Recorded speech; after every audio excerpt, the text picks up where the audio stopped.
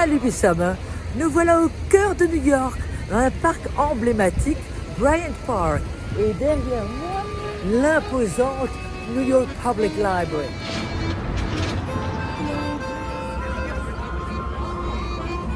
Cet hiver, Gabriel Kreuter, chef alsacien de renom, a eu la gentillesse d'accorder une entrevue exceptionnelle à l'Union alsacienne of New York pour son 150e anniversaire.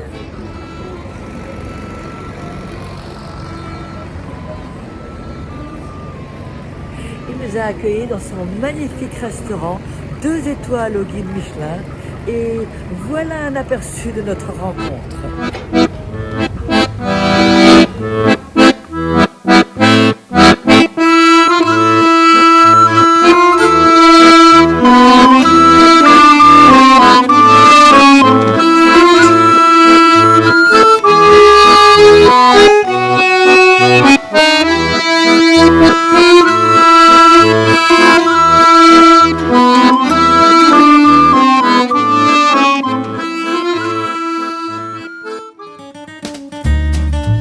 I'm Gabriel Kreuter, here at Gabriel Kreuter restaurant. A tarte flambée is something very, very simple that originates from Alsace.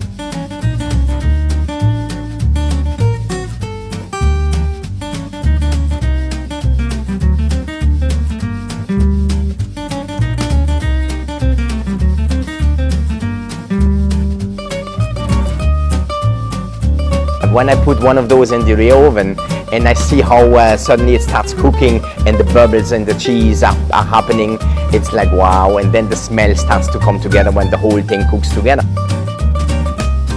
You have that specific taste of the sweetness of the onion and the smokiness of the bacon, and then the little bit flour that is on the bottom of the tart starts to char and burn, and that all those 3 elements coming together is amazing.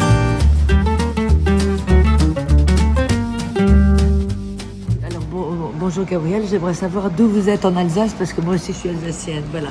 D'où je suis en Alsace, Oui. C'est une très bonne question. Je viens d'un tout petit village qui s'appelle Niederscheffolsheim, qui est au nord de Strasbourg, à une vingtaine de kilomètres de Strasbourg. Et j'ai grandi dans une ferme, dans ce petit village-là, et voilà, et j'ai toujours aimé faire la cuisine. J'étais toujours dans les jambes de ma mère, en train d'apprendre à faire des gâteaux, des choses comme ça. Et on a eu la chance d'avoir un vieux four à pain à la maison, du 18e. Et de temps en temps, on faisait des tartes flambées pour la rue et puis pour les amis et notre propre pain de temps en temps. Donc j'ai eu beaucoup de chance au début de ma vie de grandir dans une famille qui adorait bien manger, avec les produits du terroir, avec les produits qu'on faisait à la ferme. Et puis ça s'est retransmis ici à New York en fait. Quand je suis arrivé à New York, j'ai travaillé dans plusieurs endroits, dont j'étais aussi le chef de cuisine chez Jean-Georges. Et en quittant, en me lançant moi-même à mon propre nom, pour un chef, c'est toujours la question, comme un artiste ou un chanteur ou un peintre, on est devant une feuille blanche et on se demande qui on est. Et ma façon de me présenter à New York, en fait, c'était de chercher dans les racines alsaciennes, parce qu'à l'époque, il y a 25 ans, il n'y avait pas grand-chose au niveau sur l'histoire de l'Alsace ou sur la cuisine alsacienne. Donc, quand j'ai commencé au Ritz à Central Park, j'ai décidé de puiser dans mes racines alsaciennes et de pas la réinventer, mais la remettre au goût du jour, la moderniser un peu, avec peut-être pas exactement les mêmes façons de faire, mais de réactualiser les goûts. On y retrouve les goûts, mais avec plus de finesse peut-être, avec plus d'élégance, mais toujours connecté dans mes racines alsaciennes. Et pourquoi vous êtes venu à New York?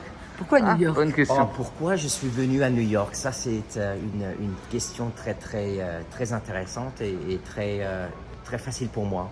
À l'époque, j'ai fait mon apprentissage chez mon oncle qui était sur le rocher du Dabo, en haut, hein, sur le rocher. Et j'ai fait mon apprentissage, donc j'ai fini parmi les premiers dans les examens et j'ai été sélectionné pour faire meilleur apprenti de France, le concours de meilleur apprenti de France. Et à l'époque, j'ai gagné le concours régional et j'ai été sélectionné pour représenter l'Alsace, donc à Paris pour la demi-finale. Et je me suis préparé, j'ai pris ça à cœur et puis je me suis bien préparé. À Paris, j'ai fini dans les 6 premiers, j'étais 5e je crois en demi-finale. Et les 12 premiers étaient sélectionnés pour aller en finale. Et en finale, donc j'ai gagné la finale en fait. J'étais surpris, mais il y avait des gens, des apprentis de chez Berlin, il y avait des grandes maisons qui étaient représentées. Moi, je venais d'une maison très simple, mais bonne, de mon oncle. Hein. Et j'ai donc gagné le meilleur apprenti de France en 1987. Promotion Fernand Point à l'époque, avec des grandes festivités au pavillon Gabriel derrière l'Élysée. Et puis pendant ces festivités, une personne qui me dit Washington DC. Et puis je dis ah ouais, moi je veux bien y aller Washington DC. Et puis à 19 ans, je suis venu la première fois pas à New York mais à Washington DC dans un restaurant qui s'appelait à l'époque Le Caprice, qui était managé, qui était owned par un chef alsacien qui s'appelait à l'époque Edmond Folzenlogel et qui, par-dessus le marché, était un ancien professeur de cuisine de l'école hôtelière de Paris, rue Médéric. Donc à l'époque, j'avais comme une encyclopédie à côté de moi. Toutes les questions étaient... À l'époque, il n'y avait pas Google hein, comme aujourd'hui. Donc toutes les réponses étaient plus ou moins... j'avais des réponses pour ça, hein, pour toutes les questions. Donc c'était une très très bonne inspiration pour moi. Ça c'est la première fois pour moi d'avoir vécu aux États-Unis pour 18 mois. Et je suis donc reparti en Europe. J'ai fait mon armée à l'époque.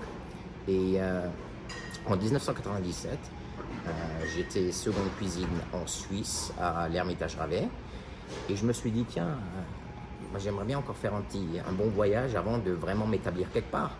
Et je suis arrivé ici à New York à l'âge de 28 ans et puis j'y suis finalement resté pour y faire ma vie. J'ai rencontré ma femme qui est américaine, elle vient du New Hampshire.